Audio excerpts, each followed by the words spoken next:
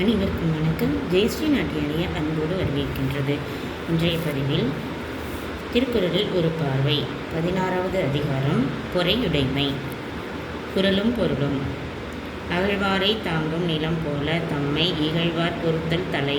பொருள்: குழி தோண்டுவதற்கு தன்னையே வெட்டுகிற மனிதரை தானே சுமந்து கொண்டிருக்கிற நிலத்தை போல ஒருவன் தன்னை அவமதித்தவர்களிடம் பொறுமை காட்டி மன்னித்து அவர்களுக்கு உதவியும் தானே செய்வது மிக உயர்ந்த பொறையுடைமை குணம்.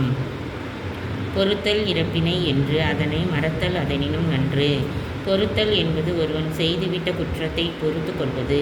பொறுத்து மன்னித்து விடுவதை விட அக்குற்றத்தை மறந்து விடுவது இன்னும் சிறந்த பொறையுடைமை ஆகும். இன்மையுள் இன்மை விருந்தோரால் வன்மையுள் வன்மை மடவார் பொறை.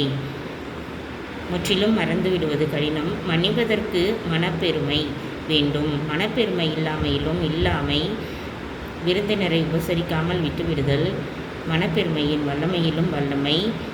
அறிவில்லாதவர்கள் செய்துவிட்ட தீமைகளை பொறுத்து மன்னித்து விடுதல்.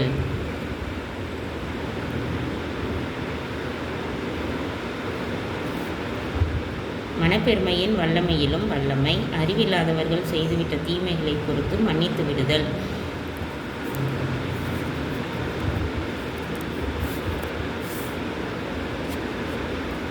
இந்த பெருமைக்குரிய மனப்பான்மையை வளர்த்து கொண்டால் நற்குணம் ஓங்கி வளரும். நிறையுடைமை நீங்காமை வேண்டின் பொறையுடைமை போற்றி ஒழுகப்படும். நிறைகுணம் உள்ளவன் என்ற பெருமை நீங்காமல் இருக்க வேண்டுமானால் பொறுமையை பாதுகாத்து அதற்கிணங்க நடந்து கொள்ள வேண்டும். ஒருத்தாரை ஒன்றாக வையாரை வைப்பர் பொறுத்தாரை பொன்போல் பொதிந்து. தீங்குக்கு தீங்கு திருப்பி செய்து விடுகிறவனை குறிப்பிட தகுந்த ஒரு மனிதனாக யாரும் மதிக்க மாட்டார்கள். ஆனால் தீங்கு செய்தவனையும் மன்னித்து விடுகிறவனை மிகவும் குறிப்பிடத்தக்கவனாக மதித்து அவனுடைய பொறுமை குணத்தை எல்லோரும் தம்முடைய மனதில் போற்றி வைப்பார்கள். ஒருத்தார்க்கு ஒரு நாளை இன்பம் பொறுத்தார்க்கு பொன்றும் துணையும் புகழ். தீங்குக்கு தீங்கு உடனே திருப்பி செய்து தண்டித்து விடுவதில் அப்போதைக்குத்தான் இன்பம் உண்டு. ஆனால் பொறுத்து மன்னித்து விடுவதில் சாகும் வரை பிறர் அதை புகழ்ந்து பேசும் இன்பம் உண்டு. திறனல்ல தற்பிறர் செய்யினும் நொந்து அறநல்ல செய்யாமை நன்று. மன்னிக்க முடியாத குற்றத்தை தனக்கு பிறன் செய்து உடனே தண்டித்து விட்டாலும் குற்றமில்லை.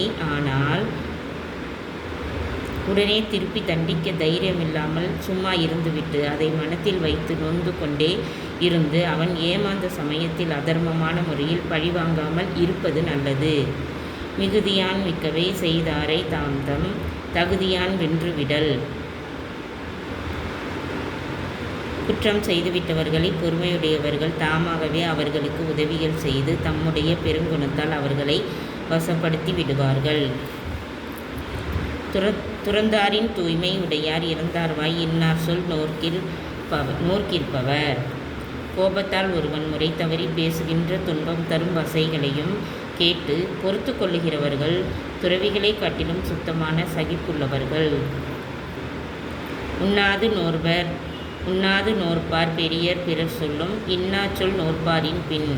உணவு முதலிய சுகங்களை துறந்து பல துன்பங்களை சகித்து கொள்ளுகிற பெரியோர்களாகிய துறவிகளும் கூட பிறர் சொல்லும் வசை மொழிகளால் உண்டாகும் துன்பங்களை சகித்து கொள்ளுகிறவர்களுக்கு மட்டமானவர்கள்தாம்.